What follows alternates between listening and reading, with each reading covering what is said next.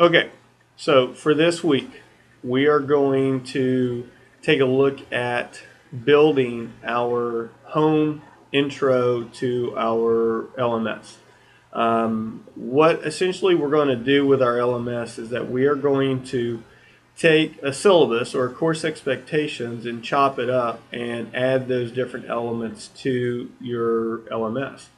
Now, part of the requirements of the class is to build the syllabus. Well, we are, except for it won't be your traditional looking syllabus. It's going to be embedded within your LMS. Now, to help us do that, I found a pretty nice video from a Duke professor, which you'll watch here in just a moment. In addition to that, I have a handout called F2F, Face to Face. And what it was and what it is a handout that I created to help me transition my face-to-face class to an online class.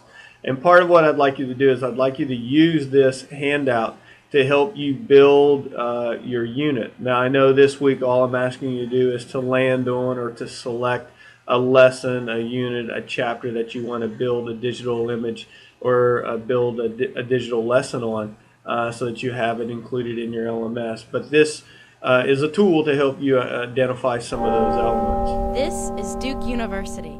Well, welcome back.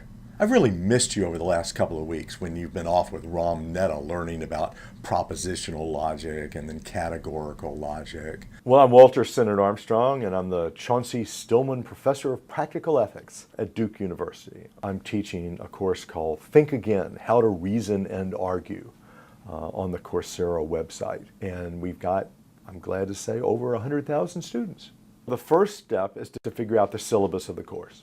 You know, which topics you're going to cover and approximately how long they take. The next step is to, within each week, break it up into smaller segments. I'm used to having a 50-minute lecture or a 65-minute lecture, and I had to break that up into smaller chunks and think about where would it be useful to have exercises afterwards. Then I write basically a script for each of the little segments and practice it and think about the examples and think through how someone from Sri Lanka who's taking the course might react to that. Then you need to get your setup, and we received a computer and a microphone and a camera and a writing board from Duke. Then you have to get your lighting right, and I'm very lucky that my son Nick does lighting. And then we wanted to put all of my books in the background, hoping that 100,000 people will buy each book.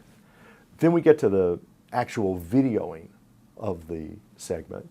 And you turn on the camera, you push the start button, and then you give the lecture. You then stop that little bit, and you go, oh no, I pushed the button twice, it didn't record. And then you have to record it again. And then Joe takes over and looks at the different versions and pieces them together, decides which one's best, which ones fits with which, edits the whole thing together, throws in pictures.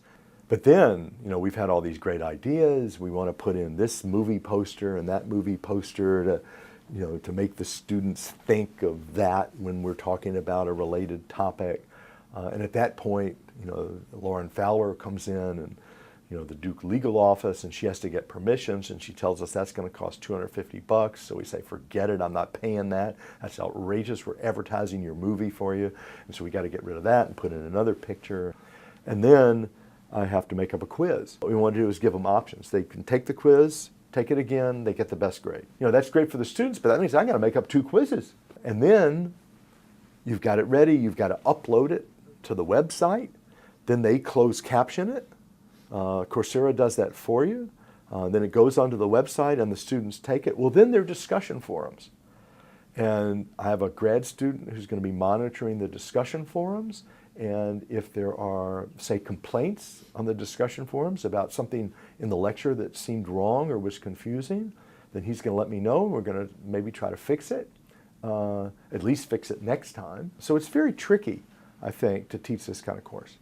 And I'm sure I haven't done it properly because it's the first time I've ever done it, but that's part of what it is to participate in an experiment.